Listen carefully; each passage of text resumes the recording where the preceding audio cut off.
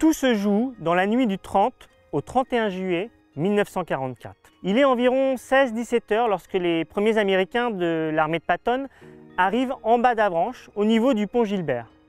Ils décident de laisser là quelques chars pour sécuriser la zone, avant de partir en direction du Val-Saint-Père pour remonter vers Avranches jusqu'au carrefour des Mares. Ils vont prendre un petit chemin qui les emmène au Mont Jarry, face au monastère du Carmel.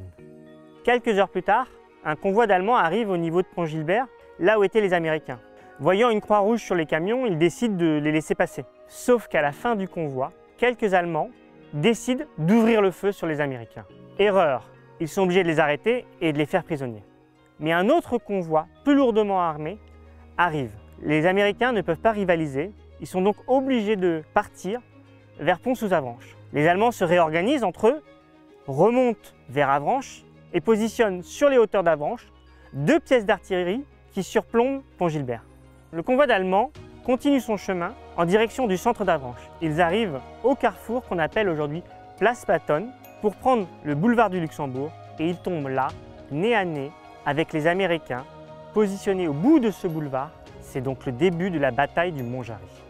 Surpris par cette attaque, les Allemands sont contraints de reculer pour s'occuper de leurs blessés et pour se réorganiser. Les affrontements sont partis pour durer. Mais parallèlement, d'autres Allemands arrivent en provenance de Pont-Aubeau et prennent à revers les Américains qui sont au Mont Jarry. Et là, c'est une véritable tenaille allemande qui se met en place. La situation paraît compliquée pour les GIs qui se retrouvent à combattre sur 2 fronts opposés. La bataille continue. Il est environ 9 ou 10 heures du matin lorsque le ciel s'éclaircit et que les avions américains peuvent enfin intervenir. Les 2 convois allemands sont successivement attaqués par les avions. C'est une véritable débâcle. La voie est enfin libérée. Le lendemain, les Américains se divisent entre 4 groupes pour libérer le reste du Sud-Manche. Viendra ensuite la Bretagne, puis Paris et quelques mois plus tard, l'Europe dans sa totalité.